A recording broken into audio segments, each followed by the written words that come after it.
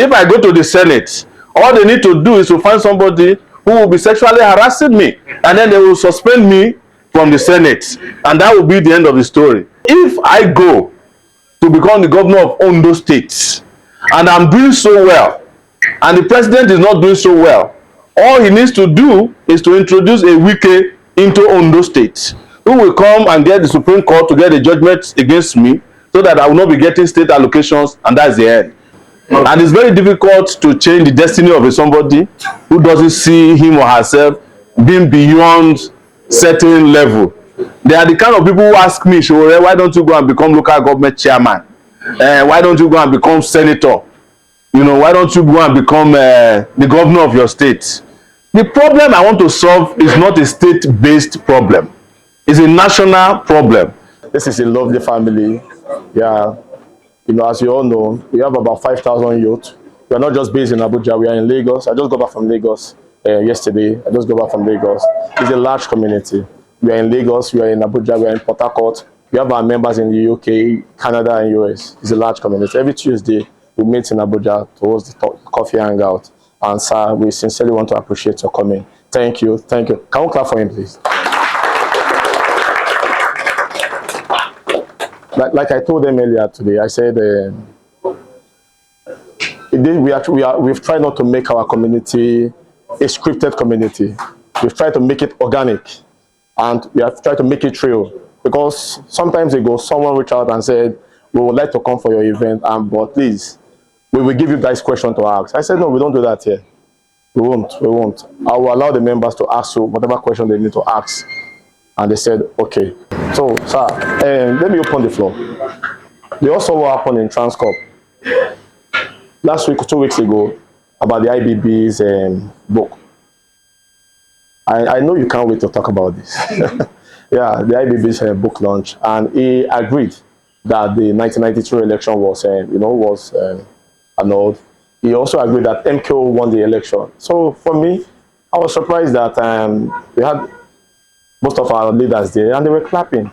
I was like, clapping. Someone agreed that the election was, So the first, the open floor is, what's your take on this, sir?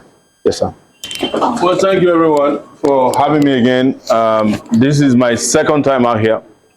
And when I was invited again, I was of course very happy to come back. Because the first time we met, it was a little contentious. We had just finished the Nigerian election 2023, I think. Yes, sir. And a lot of you were still divided as to what happened. You know, it was a period of a haze, as I would like to describe it. But some 1 or 2 years later, I kind of have monitored your group, this particular group. Also monitored the growth because, as you know, I am one of probably the last presidential candidates in Nigeria that actually operates his own handles on social media. So I don't need anybody to tell me what's going on in Nigeria. If something is trending, I'm part of it. If something is happening, I know about it. And also, as you guys are aware, I have practiced journalism for a bit before I dived into politics. So to go straight to the question Kay asked me about the IBB book launch at Transcorp last week. First and foremost, I'm finding out it happened at Transcorp for the first time. That's how disinterested I was in the process. But one thing I was happy about is that some of the things that emerged from there is the reason why it is important to be consistent. Because 32 years ago, I was one of the young persons in this country who stood behind MKO Abiola, even when his children were not standing behind him. And specifically, I have said it publicly, we had issues with members of his family, people like Kola Abiola, because Kola Abiola was dating Babangida's daughter during the time we were dying for his father. Aisha, I think it's Aisha or the other one, that's married like 5 times now. Forget about it, just ignore some of my side talks. But there's also a function of all these dysfunctional families that are running Nigeria. So Nigeria didn't happen like this to us. We are being managed by people who cannot manage their homes. That's the truth. And part of how to resolve the problem is also to look at these people and how they manage their houses. how their children are brought up, because that is how they also brought up the Nigeria of today. So 32 years ago, we were one of the people who fought and said Abiola must be allowed to become the president because he won the election.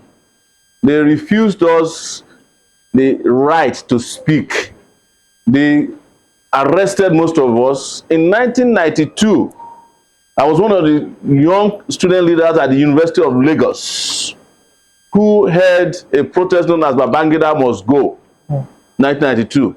It was the first time I was expelled from the University of Lagos.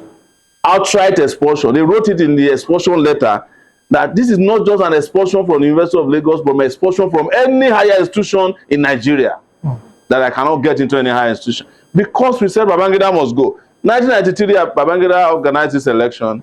I did not participate. The National Association of Nigerian Students did not believe that Babangida was planning to hand over. But he held the election. The elections were free, fair, and credible in the eyes of those who participated and even election monitors. And Abiola won clean and clear. As they were about to announce the results, Babangida wore his uniform from one evening, I think it was June 17, disheveled, and said the elections were not free and fair, irregularities. He annulled the election. It was the first time as students we knew that Babangida was sniffing cocaine. It was clear in his eyes on national TV. If you doubt it, because I know some of you were not born then, you can ask your parents. Yes. And that was how this country went down the tunnel of irreversible and irredeemable damage that you saw today. But the reason why those people were clapping for him is because whatever Babangida did in 1992 is small compared to what they did when it was their time. Whatever Babangida did in 1992 is small compared to what Tinubu is doing now. Whatever Mohammed Babangida did in 1992 is small compared to what Seyi Tinubu is doing now. You heard it from me. Whatever the corruption of that time, their own corruption is the boys' quarters or the corruption that is going on now in Nigeria. So they can afford to clap for him because he's a small boy compared to them. And you know that subsequently since that period, Nigerian leadership has continued to regress. Every time somebody wins election now, in fact, within 3 months, we are praising the person who handed over to him. There are people in Nigeria in 2023 who are already missing Buhari. So we wish Buhari is still around, at least he maintained the Naira at 400. Shebi now we are at 1,500. We wish Buhari was still around, at least we could buy fuel for 250. Now he's at 1,200 and something, or whatever it is, depending on where you are buying it from. Because there are two categories of petrol that you can buy in Nigeria now. The one that is sold on the internet at 860 and the one that is sold at 1,000. That's the real one. If you want to buy the internet one, you don't have a problem. If you don't have a car, you can download it. But if you really want to drive a car, you know it is not what you are seeing online. So that, in a nutshell, wraps up my position about the election. The criminality, the impunity that has defined Nigeria. And the reason is because the people who carry out these crimes against us are never punished for it. So as a result, they can afford 32 years later to come and clap for the Capone Tutu who started corruption in Nigeria. That is what they are doing. They are rubbing it on all your faces. That's what they are doing.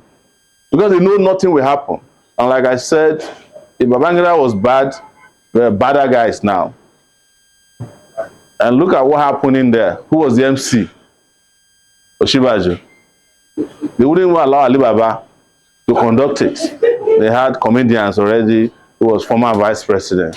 Who was chief launcher, Tinubu. And every other person there had the audacity and the temerity to come and even confess that they were non-entities before this man came and made them billionaires overnight. And when we tell you that most of them don't sell anything, they don't have any business, and they didn't create any value in this society, you'll be saying, Sowore zone is too much. These guys are just rent seekers who they called inside one day, yeah, we want to make you a billionaire. They became billionaire. Some of the billionaires you see in Nigeria today, if they have the opportunities, if a goat had the opportunity they have, they will become billionaires too. Because they just give them money. Alakija got an oil block when she was a hairdresser to Babangida's wife and discovered that the oil block was very lucrative. That's how she became the billionaire. That she did not create anything. Danjuma, the same thing. Obasanjo gave them oil block, sold it to Chinese. Chinese found more than they expected, still cut it into half. The man is a billionaire even though he's half dead.